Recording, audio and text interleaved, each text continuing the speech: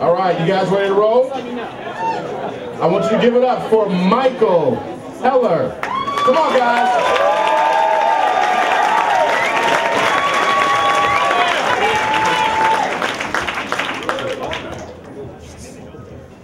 Alright, so I do have some stuff from high school to get off my chest.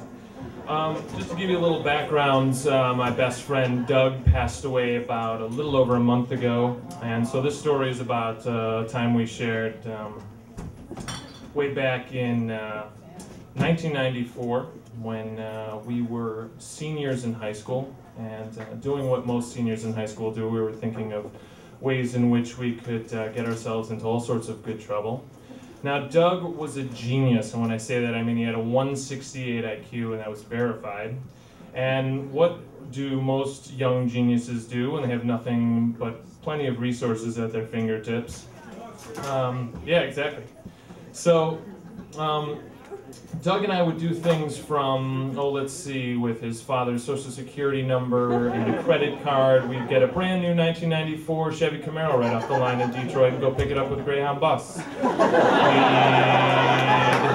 call the phone company and pretend to be the fathers of our greatest enemies and say, we just bought an antique telephone that I would love to have payphone service installed for, so that when they picked up their telephone it said, please deposit 25 cents for the first 3 minutes, 10 cents thereafter.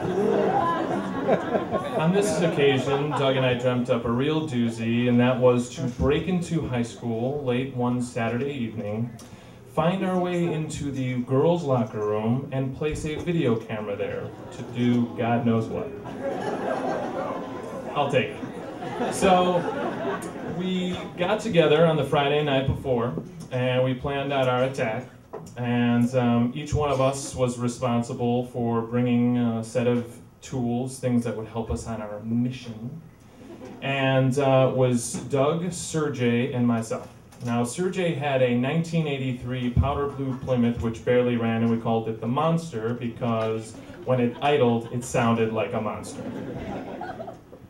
I was in charge of bringing the tools. My father had this immaculate set of tools. Everything was placed in the perfect position, which means everything had to be placed back in the perfect position if I took it. And Doug was in charge of using the credit card, like we obviously know he was good at doing, to purchase, or rather rent, a video camera and walkie-talkies from Radio Shack. Now that's going to be important because I don't know if any of you have ever purchased anything from Radio Shack, but it's a lot more shack than it is radio. So we had all our utensils, and at least we not forget that we had a few ninja masks. We wanted to stay professional. So it's Saturday night, we're in Sergey's Plymouth, we get to the high school, it's midnight, and we had to get in and out because like most 18-year-old ninjas about to commit a B&E, I had a curfew and I had to get home. So Doug and I hop out of the Plymouth, we're walking around the high school, every door is locked. I'm thinking, thank you, God. But alas, I recall that a friend of mine in the band said that the instrument room usually had a window left open. So we walk around to the back of the high school. Sure enough, there's a window cracked open. And I, being skinny, was elected the person to sneak through. Not paying attention because I was scared shitless, I stick my first leg through, and what do I land on but the keys to the piano. Great start, my sensei would have been so proud. So I sneak through, being careful not to step on any more keys, and I go around to the front entrance and I let Doug in. Click on the flashlights, and we're on our way.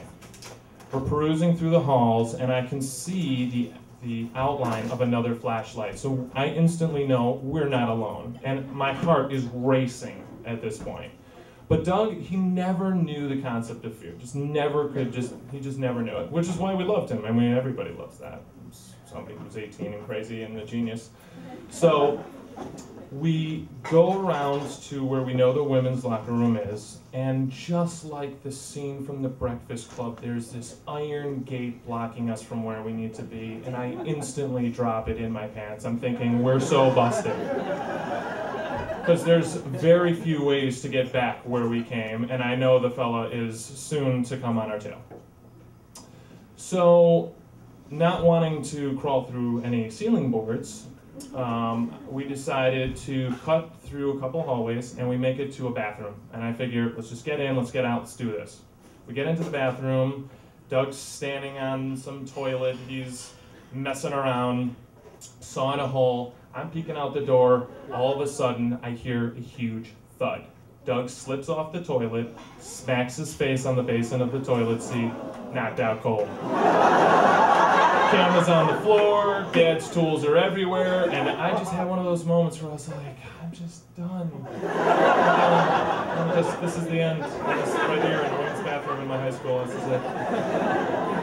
I grab Doug, I shake him, I grab whatever tools I can, forget the camera, Doug somehow grabs it, we run out the door, I'm on the walkie-talkie, Sergey, nothing. I start button mashing the Morse code, praying I can figure out Morse code in 3.2 seconds, nothing. All of a sudden I hear tires screeching, Sergey must have heard the Morse code. For some reason that feature works, I don't know, it does. Comes on, meet us at the front, door swings open, I pop out of the bathroom with Doug, half limping around. All of a sudden, guy spots us. We run out through the front door because he can't catch us, he's had too many donuts. And we hop into the back of the car. Next Monday, get into class knowing that I've lost my father's Black & Decker, and all of a sudden, Doug has somehow retrieved it. It's sitting on my desk. So, rest in peace, Doug.